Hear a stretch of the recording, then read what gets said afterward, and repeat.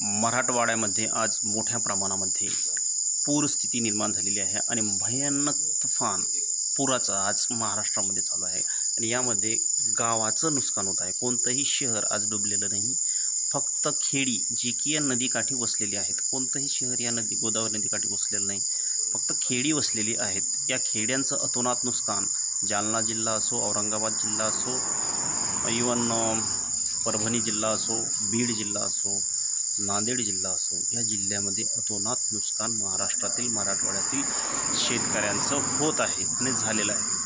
हे एवढं अतोनात हानी शेतकऱ्यांची झालेली आहे की हे अतोनात हानी सरकारने कितीही मदत केली तरी ती भरपाई शेतकऱ्यांची भरू शकत नाही। आजचं सरकार हे सरकार शेतकऱ्यांना कोणत्याही पद्धतीची मदत ज्यांचं पूर्ण वसन करू शकत नाही। या पुराने जेवढं शेतकऱ्यांचं नुकसान झालं आहे तेवढं, परंतु या सरकारला थोडी तरी लाज असेल तर या सरकारने थोडी जास्त मदत या शेतकऱ्यांना दिली पाहिजे होती। फक्त 8,000 रुपये प्रति एकरी म्हणजे हे काहीच नाही आहे। 8,000 रुपये प्रति हेक्टरी काय होणार आहे? शेतकऱ्याचं जिथं लाखोंचं नुकसान झालेलं असताना काहींचं कोट्यवधी रुपयाचं नुकसान झालेलं आहे, त्यामध्ये शेतकऱ्याला हे सरकार काय मदत देतं आहे? खूपच कमी मदत शेतकऱ्यांना मिळते आहे आणि ही शेतकऱ्याचा म्हणून या सरकारचा निषेध करावा असं वाटतं। हे सरकार फक्त श्रीमंत लोकांचं आहे की म्हणतात की आमच्याकडे पैसे नाहीत, परंतु मग तुम्ही मोठमोठ्या उद्योगपतींचं लाखो कोट्यवधी रुपयांचं लोन कर्ज राईट ऑफ करत असताना कधी विचार केला आहे की नाही?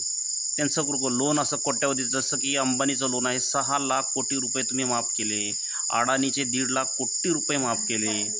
ह्या उद्योगपतीचं इतकं मोठाले कर्ज तुम्ही माफ करता आणि शेतकऱ्याला देताना खाली 2,000 कोटी रुपयाचं अनुदान देता आणि तेही अनुदान शेतकऱ्याला कसं मिळतं हो?